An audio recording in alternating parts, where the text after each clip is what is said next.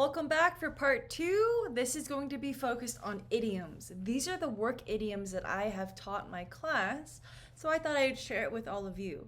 Now, that's not all we're going to be focusing on, just work idioms, but I want you to see what is typically used in that environment and how we can also use it in our real lives.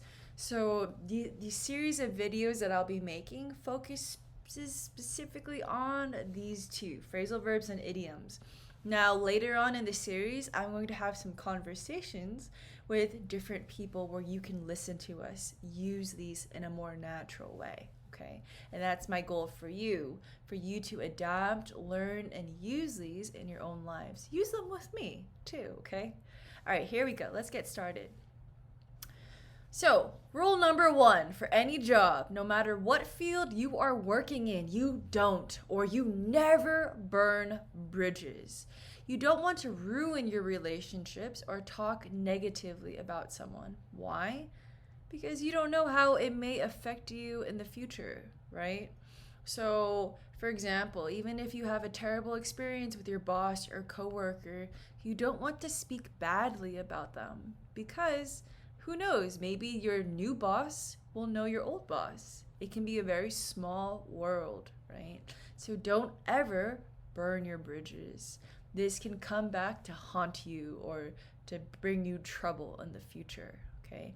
So, a coworker said, I think you really burned your bridges when you announced you were quitting and continued and proceeded to insult your boss in front of everyone. Yikes, that's not good. Okay, now let's talk about good things, about raising the bar. You can do this in class, you can do this at work. It means to raise standards or expectations. So, for example, wow, you really raised the bar for everyone with that outstanding presentation. Maybe you were first in line, and after that presentation, everyone, they applauded you. You did so great. And now that brings pressure to everyone else to do the same, to perform that well. Okay? Up to speed. Up to speed means to be familiar with the current information. So, this is often used when you have a new person to your team or, in your class, in your group, or at work, right? So, if you have a new employee, you need to help them kind of catch up, right? Bring them up to speed. Bring them up to speed, right? So that means to catch up. So if we have a new team member starting this week, can everyone help him get him up to speed on our counts? Okay? Up to speed. You can say get up to speed, bring up to speed. Those are two words that are commonly used before up. Okay, on the back burner. It's not too important. You can do that later, right? If the three most important things you have to do today are take your baby son to the hospital, go for an oil change for your car, and do your dishes, right? Do laundry. Of those three things, maybe doing laundry is the least important, the lowest on your priority list. So you can throw that on the back burner. That can wait. You can do that later, right? So here, the example I gave was put that report on the back burner and focus on new business right now. You can return to the report later, at a later time, right? When things are not so busy.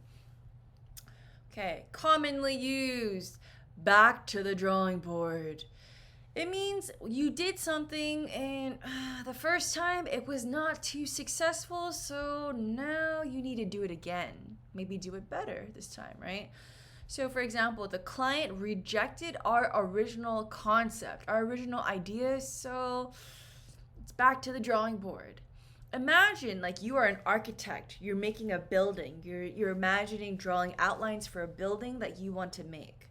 But you show this to your customer, your client, and they're like, ew, I don't like this. This is ugly. So then you're like, back to the drawing board. Now I have to do it again, right? Or you submit an essay or you submit something to your teacher and they say, This isn't, this needs to be redone, right? Maybe you did not follow instructions correctly. So it's back to the drawing board, okay? All right, next. On the same page. This is also very commonly used at work and in your own personal social life. It means you share the same idea, the same understanding, okay? You think alike. Another quote that's often said is great minds think alike. That means you think similarly. Alike means similarly. So, how to use it? Let's all communicate openly with each other in this team so that we're on the same page, so that we think alike, right? If you have people, think about what's happening in the United States. There's a lot of tension between people, right? Especially with the presidential elections. We have extreme left people, we have extreme right people. But right now, the focus should be on the coronavirus and making sure everyone's safe and healthy, right? So even though people in this team, in this society, in this country, they're all thinking differently, going different directions, we need to come together. We need to be on the same page so we can fix this problem quickly, right? Okay, now what about, let's go over here. Okay, think outside of the box. Think outside of the box means be creative. Don't do the same thing as everyone else, right? If you're trying to fix something or you're trying to look at a puzzle and you start here and then you finish here, the puzzle, right? If you keep trying to do the same thing again and again, you're not going to finish. You're not going to solve that problem, right? Or you're trying to fix something in your car. You do the same thing again and again. No results, right? So you need to think outside of the box. Be creative. Right now with the pandemic, I know so many of you are stuck at home. So how can you think outside of the box and be creative to find opportunities to talk to people?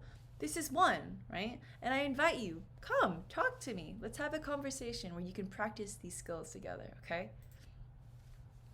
So you could say, stop looking at past examples and think outside of the box, right? Don't look at how we used to do things. Try to be innovative. Find different ways to do it. Okay. Look at these baby toes. Stay on your toes. Okay, that means be alert. Don't sleep. Don't be distracted.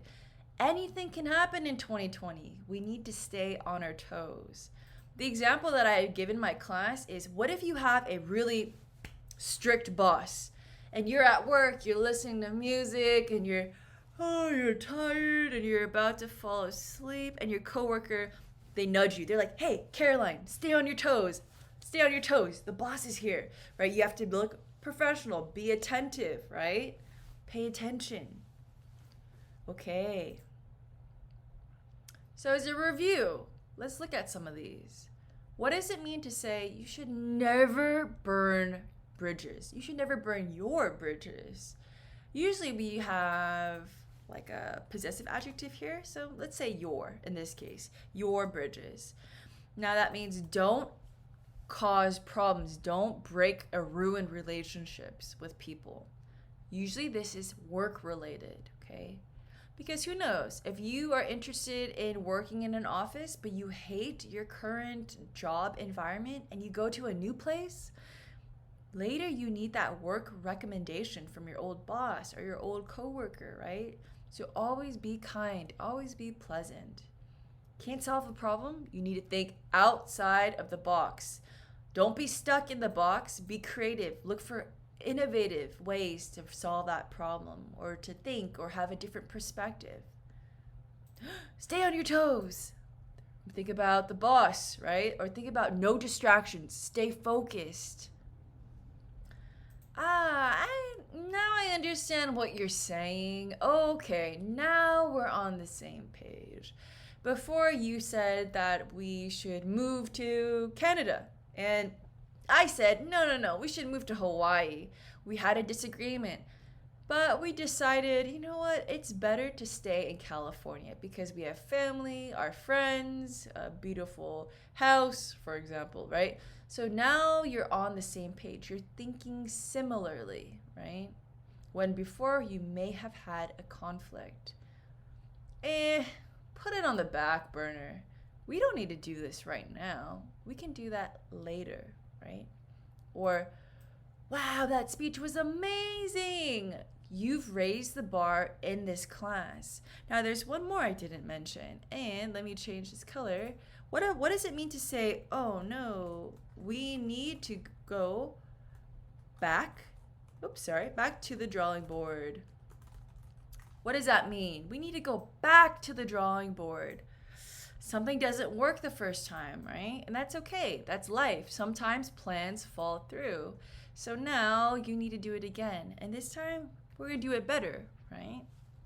Okay.